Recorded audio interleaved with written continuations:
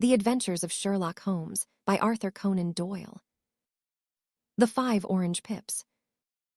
When I glance over my notes and records of the Sherlock Holmes cases between the years 82 and 90, I am faced by so many which present strange and interesting features that it is no easy matter to know which to choose and which to leave. Some, however, have already gained publicity through the papers, and others have not offered a field for those peculiar qualities which my friend possessed in so high a degree, and which it is the object of these papers to illustrate.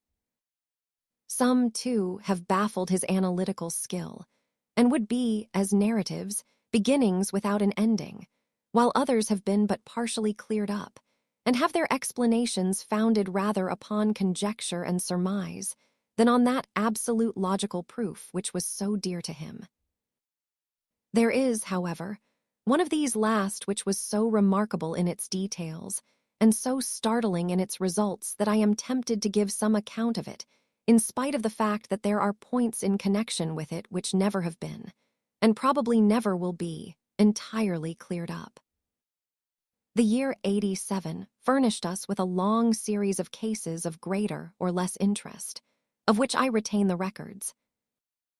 Among my headings under this 112 months, I find an account of the adventure of the Paradol Chamber, of the Amateur Mendicant Society, who held a luxurious club in the lower vault of a furniture warehouse, of the facts connected with the loss of the British bark Sophie Anderson, of the singular adventures of the Grice Pattersons in the island of Uffa, and finally of the Camberwell poisoning case.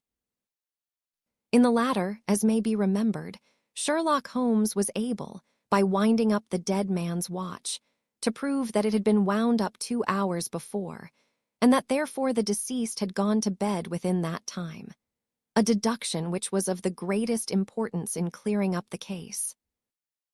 All these I may sketch out at some future date, but none of them present such singular features as the strange train of circumstances which I have now taken up my pen to describe.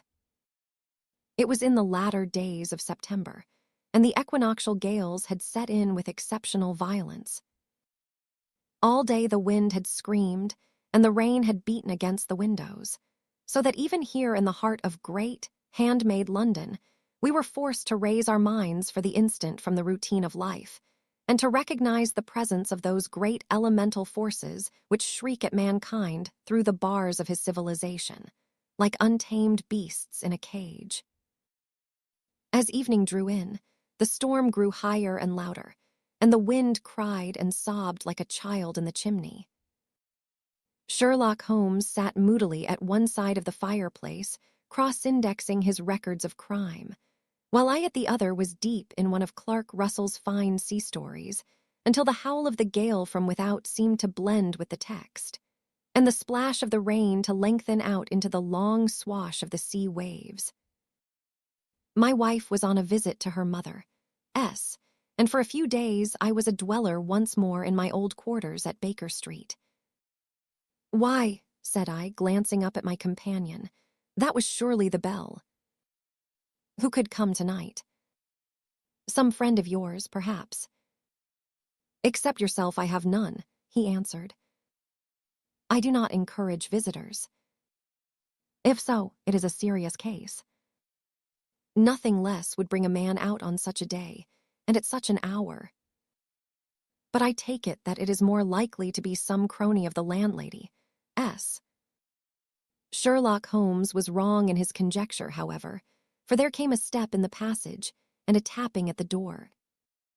He stretched out his long arm to turn the lamp away from himself and towards the vacant chair upon which a newcomer must sit.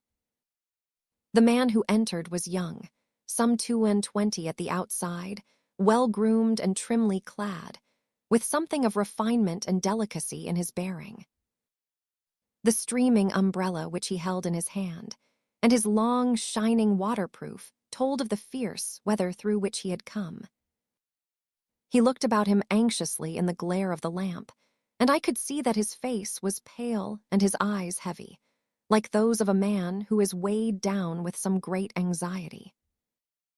"I owe you an apology," he said, raising his golden pince-nez to his eyes.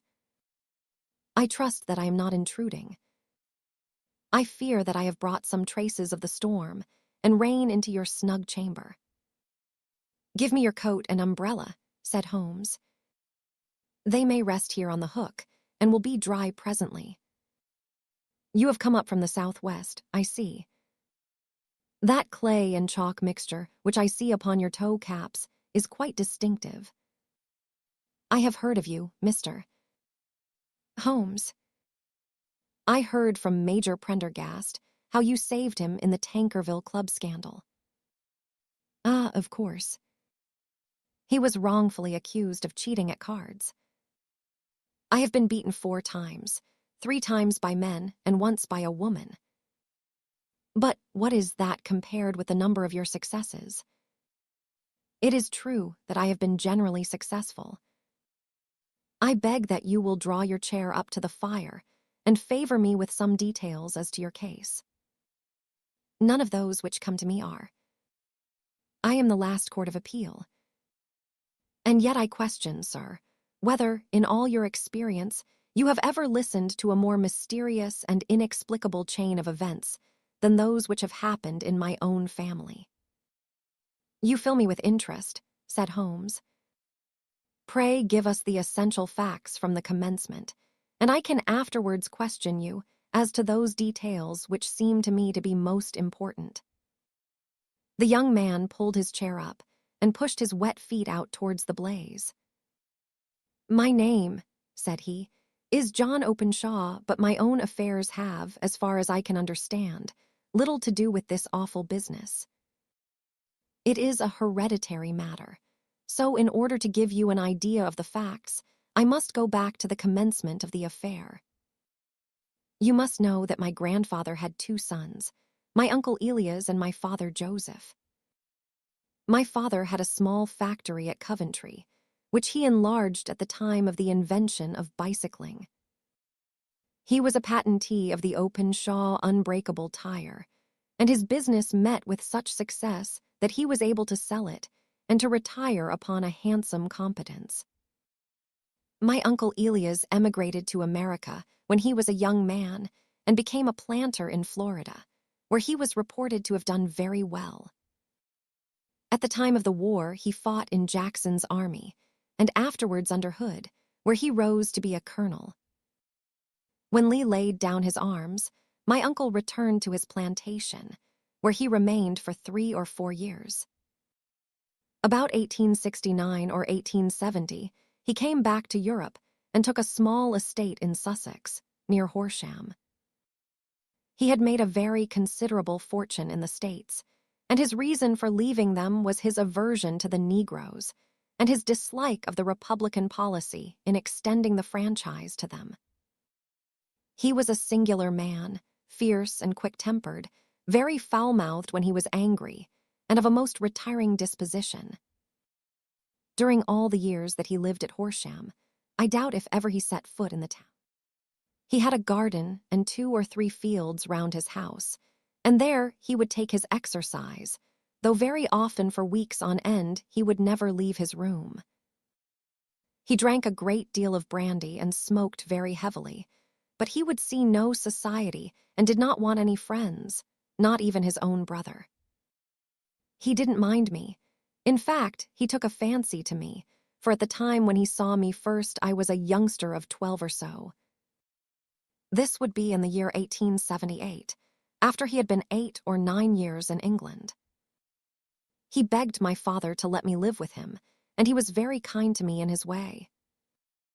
When he was sober, he used to be fond of playing backgammon and draughts with me, and he would make me his representative both with the servants and with the tradespeople, so that by the time that I was 16, I was quite master of the house.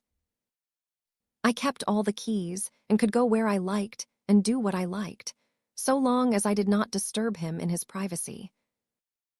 There was one singular exception, however, for he had a single room, a lumber room up among the attics, which was invariably locked, and which he would never permit either me or anyone else to enter.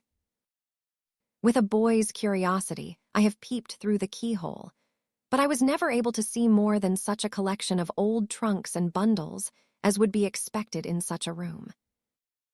One day, it was in March, 1883, a letter with a foreign stamp lay upon the table in front of the colonel's plate. It was not a common thing for him to receive letters, for his bills were all paid in ready money, and he had no friends of any sort. "From India," said he as he took it up, "Pondicherry postmark." What can this be? Opening it hurriedly, out there jumped 5 little dried orange pips, which pattered down upon his plate. I began to laugh at this, but the laugh was struck from my lips at the sight of his face. His lip had fallen, his eyes were protruding, his skin the color of putty, and he glared at the envelope which he still held in his trembling hand. K, K, K, he shrieked, and then, my God, my sins have overtaken me." "Death," said he, and rising from the table he retired to his room, leaving me palpitating with horror.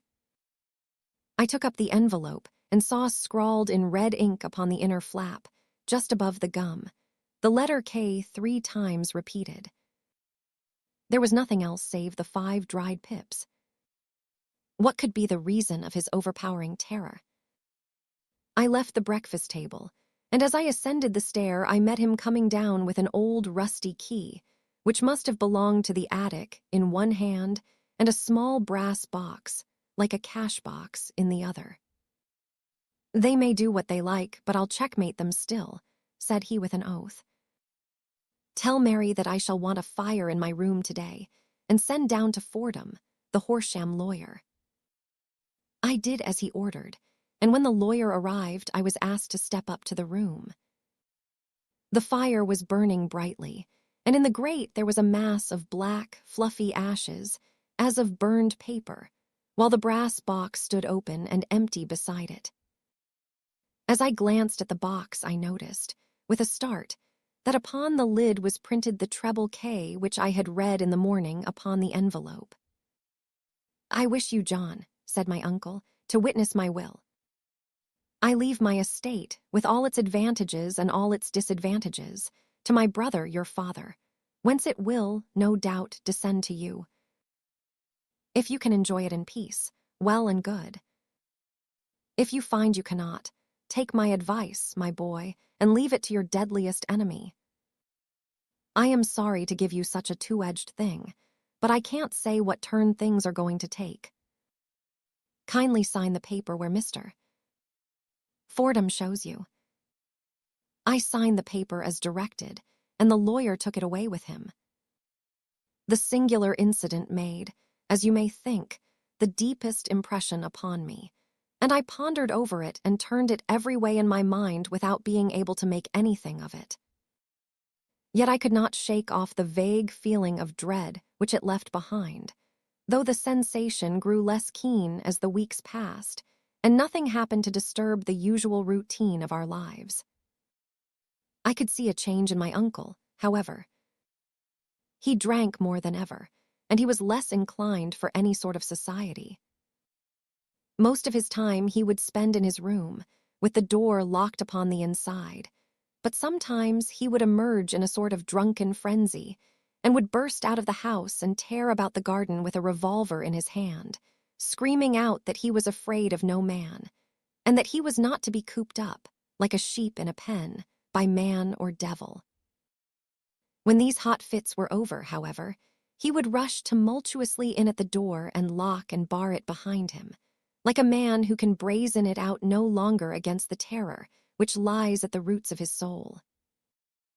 At such times I have seen his face, even on a cold day, glisten with moisture, as though it were new raised from a basin. Well, to come to an end of the matter, Mr. Holmes, and not to abuse your patience, there came a night when he made one of those drunken sallies from which he never came back.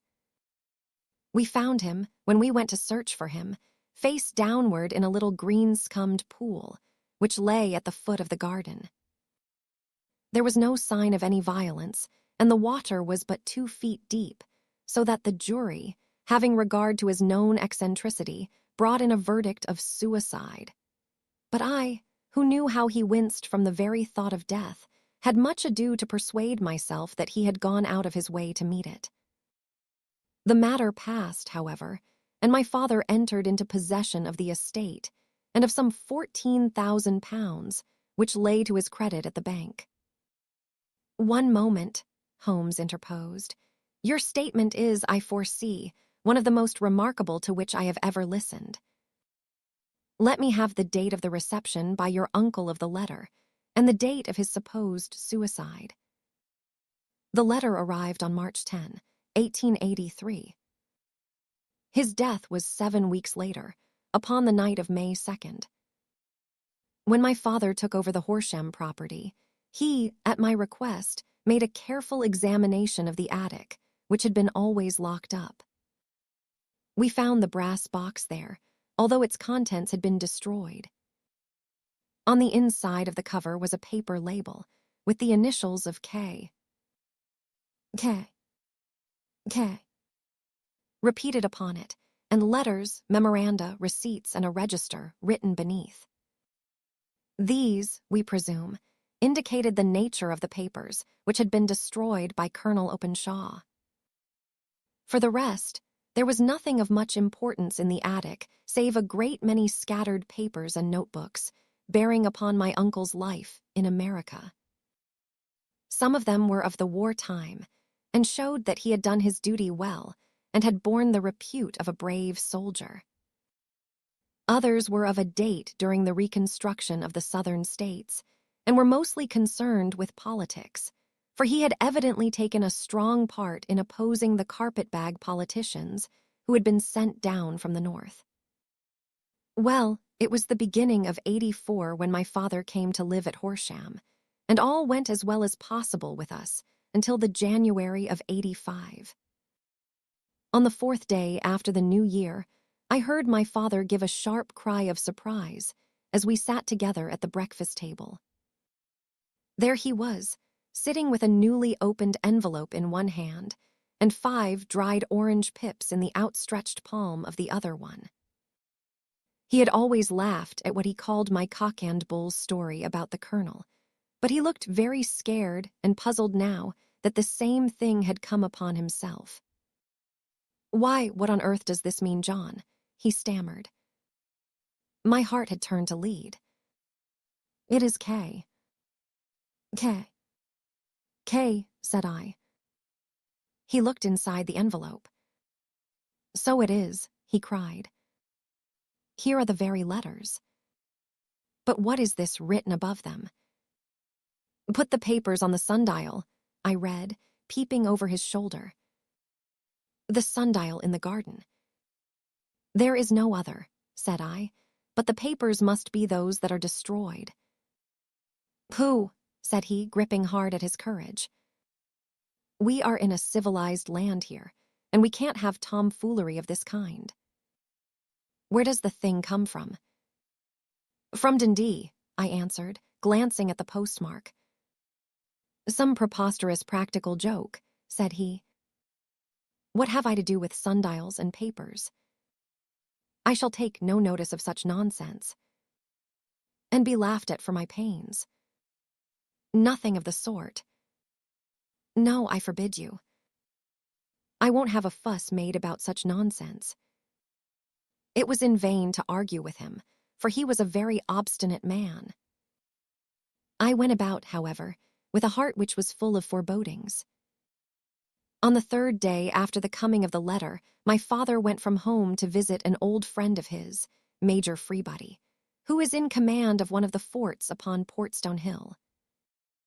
I was glad that he should go, for it seemed to me that he was farther from danger when he was away from home. In that, however, I was in error. Upon the 2nd day of his absence, I received a telegram from the Major, imploring me to come at once.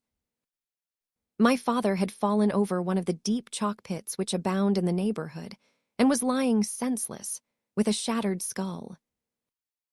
I hurried to him, but he passed away without having ever recovered his consciousness. He had, as it appears, been returning from Fareham in the twilight, and as the country was unknown to him, and the chalk pit unfenced, the jury had no hesitation in bringing in a verdict of death from accidental causes.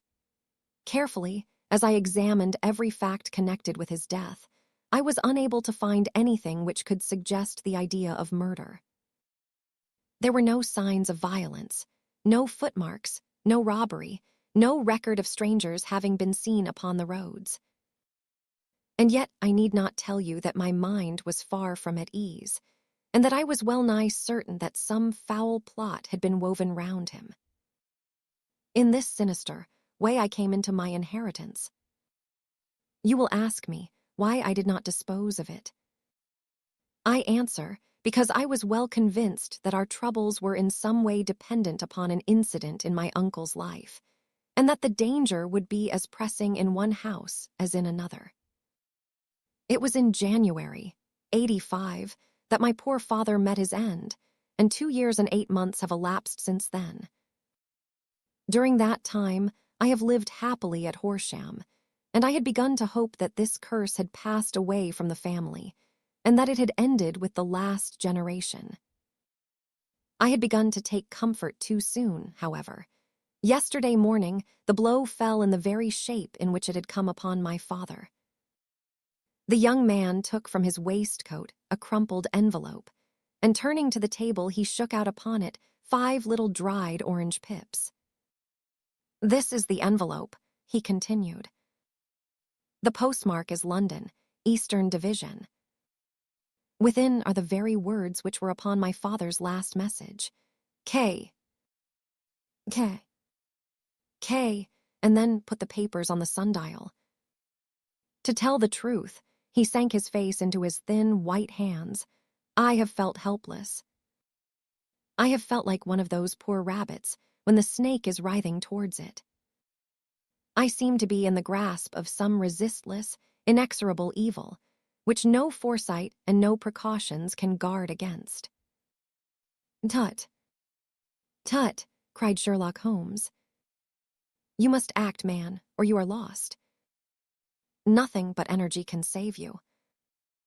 This is no time for despair." But they listened to my story with a smile. "I am convinced that the inspector has formed the opinion that the letters are all practical jokes, and that the deaths of my relations were really accidents, as the jury stated, and were not to be connected with the warnings." Holmes shook his clenched hands in the air. "Incredible imbecility," he cried. "They have, however, allowed me a policeman, who may remain in the house with me." "Why did you come to me?" he said, "and above all, why did you not come at once?" "I did not know. It was only today that I spoke to Major Prendergast about my troubles, and was advised by him to come to you. It is really 2 days since you had the letter. We should have acted before this. You have no further evidence, I suppose, than that which you have placed before us, no suggestive detail which might help us." "There is one thing," said John Openshaw. He rummaged in his coat pocket, and drawing out a piece of discolored, blue-tinted paper, he laid it out upon the table. "I have some remembrance," said he, "that on the day when my uncle burned the papers I observed that the small, unburned margins which lay amid the ashes were of this particular color. I found this single sheet upon the floor of his room, and I am inclined to think that it may be one of the papers which has, perhaps, fluttered out from among the others, and in that way has escaped destruction. Beyond the mention of pips, I do not see that it helps us much. I think myself that it is a page from some private diary. The writing is undoubtedly my Uncle S." Holmes moved the lamp, and we both bent over the sheet of paper, which showed by its ragged edge that it had indeed been torn from a book. It was headed, "March, 1869, and beneath were the following enigmatical notices. 7th. Set the pips on Macaulay, Paramore, and John Swain of St. Augustine. "Thank you," said Holmes, folding up the paper and returning it to our visitor. "And now you must on no account lose another instant. We cannot spare time, even to discuss what you have told me. You must get home instantly and act. There is but one thing to do. It must be done at once. You must put this piece of paper, which you have shown us, into the brass box which you have described. You must also put in a note to say that all the other papers were burned by your uncle, and that this is the only one which remains. You must assert that in such words as will carry conviction with them. Having done this, you must at once put the box out upon the sundial, as directed. Do you understand? Do not think of revenge, or anything of the sort at present. I think that we may gain that by means of the law, but we have our web to weave, while theirs is already woven. The first consideration is to remove the pressing danger which threatens you.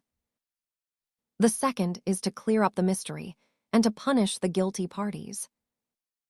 "I thank you," said the young man, rising and pulling on his overcoat.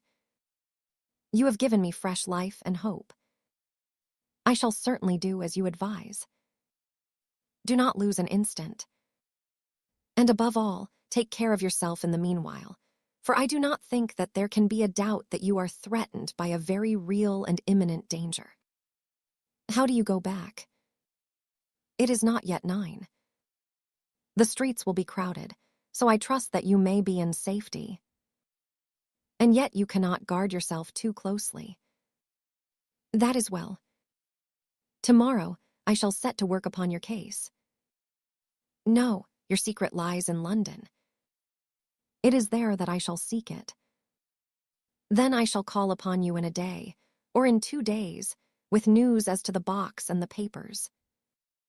I shall take your advice in every particular." He shook hands with us and took his leave. Outside, the wind still screamed, and the rain splashed and pattered against the windows. This strange, wild story seemed to have come to us from amid the mad elements, blown in upon us like a sheet of seaweed in a gale, and now to have been reabsorbed by them once more.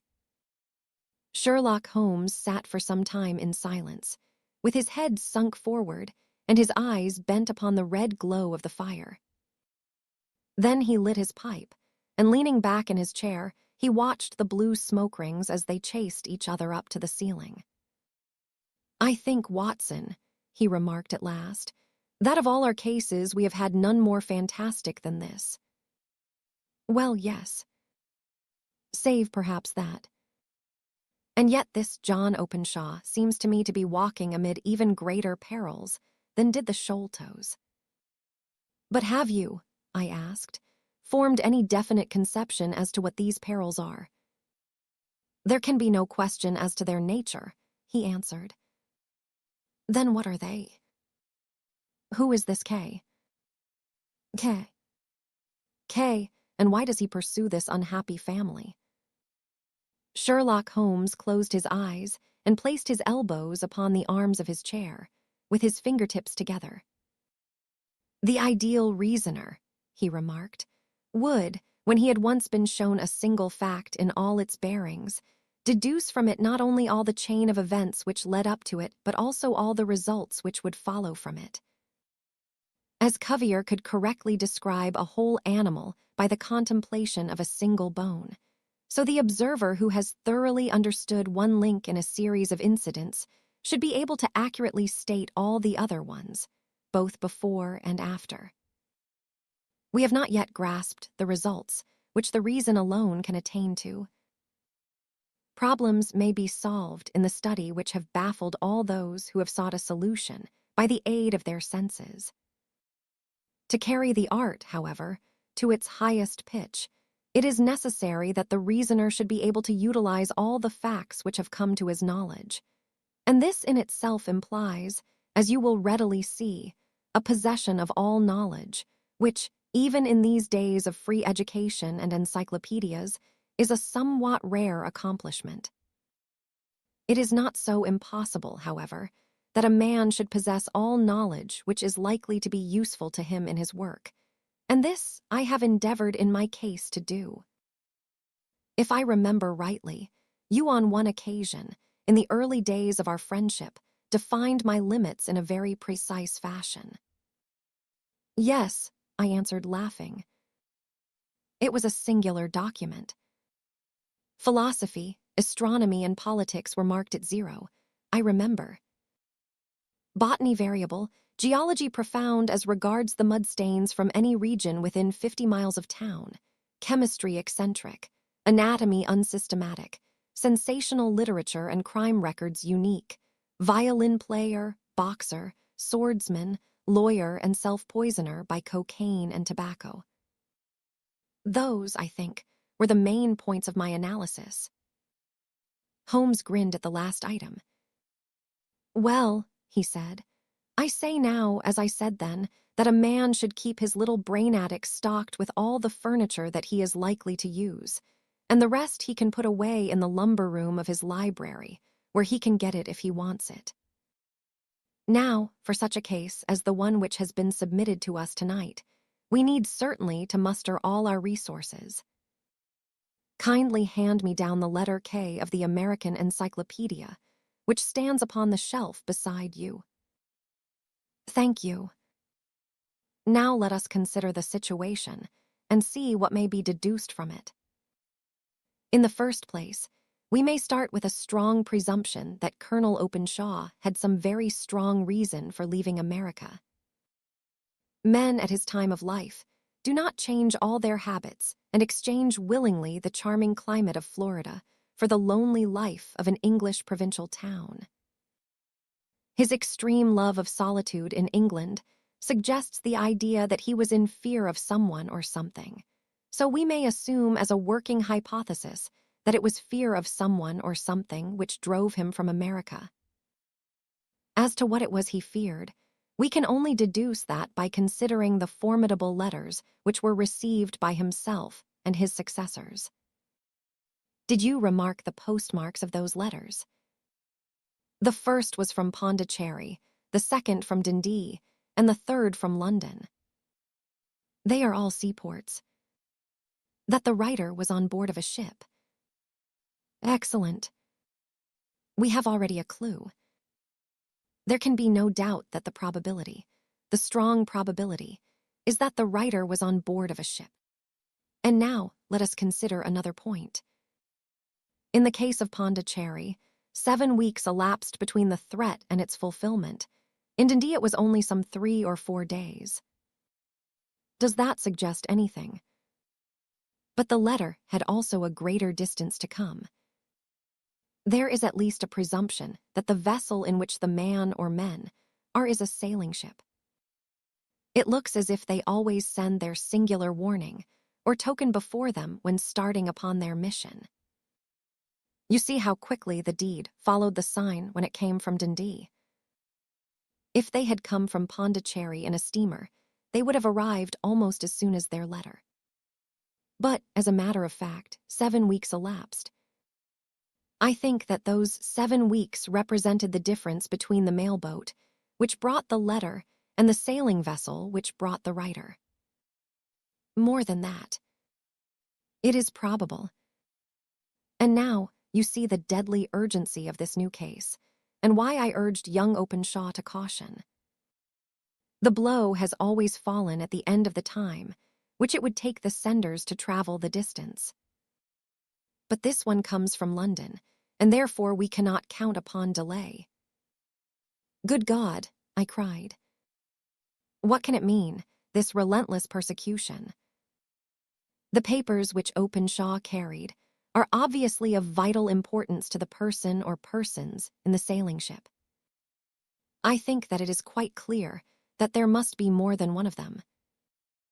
A single man could not have carried out 2 deaths in such a way as to deceive a coroner's jury. There must have been several in it, and they must have been men of resource and determination. Their papers they mean to have, be the holder of them who it may.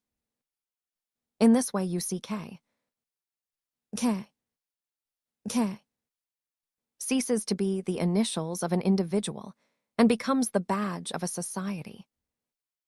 Have you never, said Sherlock Holmes, bending forward and sinking his voice, have you never heard of the Ku Klux Klan? Holmes turned over the leaves of the book upon his knee. Here it is, said he presently. Ku Klux Klan. A name derived from the fanciful resemblance to the sound produced by cocking a rifle. This terrible secret society was formed by some ex-Confederate soldiers in the southern states after the Civil War, and it rapidly formed local branches in different parts of the country, notably in Tennessee, Louisiana, the Carolinas, Georgia, and Florida. Its power was used for political purposes, principally for the terrorizing of the Negro voters and the murdering and driving from the country of those who were opposed to its views. Its outrages were usually preceded by a warning sent to the marked man in some fantastic but generally recognized shape. A sprig of oak leaves in some parts, melon seeds or orange pips in others. On receiving this, the victim might either openly abjure his former ways, or might fly from the country. If he braved the matter out, death would unfailingly come upon him, and usually in some strange and unforeseen manner. So perfect was the organization of the society, and so systematic its methods, that there is hardly a case upon record where any man succeeded in braving it with impunity, or in which any of its outrages were traced home to the perpetrators. For some years, the organization flourished in spite of the efforts of the United States government and of the better classes of the community in the South. Eventually, in the year 1869, the movement rather suddenly collapsed, although there have been sporadic outbreaks of the same sort since that date. You will observe, said Holmes, laying down the volume, that the sudden breaking up of the society was coincident with the disappearance of Openshaw from America with their papers. It may well have been cause and effect. It is no wonder that he and his family have some of the more implacable spirits upon their track. You can understand that this register and diary may implicate some of the first men in the South, and that there may be many who will not sleep easy at night until it is recovered. Is such as we might expect. It ran, if I remember right, sent the pips to A, B, and C, that is, sent the society's warning to them. Then there are successive entries that A and B cleared, or left the country, and finally that C was visited, with, I fear, a sinister result for C.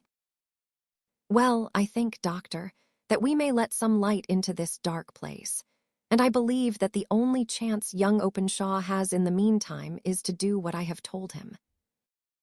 There is nothing more to be said or to be done tonight. So hand me over my violin and let us try to forget for half an hour the miserable weather and the still more miserable ways of our fellow men. It had cleared in the morning, and the sun was shining with a subdued brightness through the dim veil which hangs over the great city. Sherlock Holmes was already at breakfast when I came down. You will excuse me for not waiting for you, said he. I have, I foresee, a very busy day before me in looking into this case of young Openshaw, S. It will very much depend upon the results of my first inquiries. I may have to go down to Horsham, after all.